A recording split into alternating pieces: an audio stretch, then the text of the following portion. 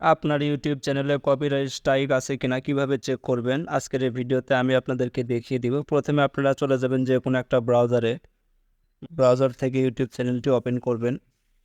Open করার পরে অবশ্যই এটা ডেস্কটপ সাইট করে নেবেন।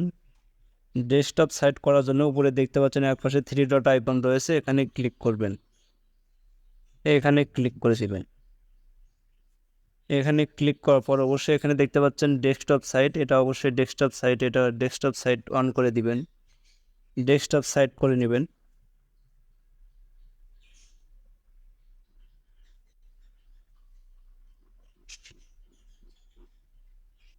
ডেস্কটপ সাইট করে নেওয়ার পরে এই উপরে দেখতে পাচ্ছেন 3 ডট আইকন রয়েছে, 3 ডট আইকন এখানে ক্লিক করে দিবেন। এখানে এখানে ক্লিক করার পর উপরে দেখতে পাচ্ছেন ড্যাশবোর্ড নামের অপশন রয়েছে, অবশ্যই ড্যাশবোর্ড অপশন এটাতে ক্লিক করে দিবেন।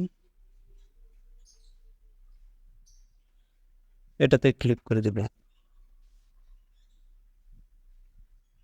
দেওয়ার পরে এখানে কিন্তু দেখতে পাচ্ছেন চ্যানেল ভায়োলেশন, এবং এখান থেকে দেখতে পাচ্ছেন যে আমার কপিরাইট স্ট্রাইক কিন্তু এখান থেকে চলে আসছে। দেখতে পাচ্ছেন এটা কিন্তু কপিরাইট স্ট্রাইক চলে আসছে। তো এখানে ক্লিক করে দিতে হবে, কপিরাইট স্ট্রাইকের উপরে ক্লিক করবেন।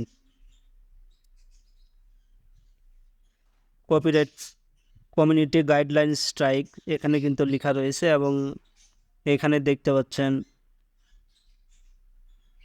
স্ট্রাইক অন 13 জুলাই 2024, এক্সপায়ার হবে 11 অক্টোবর।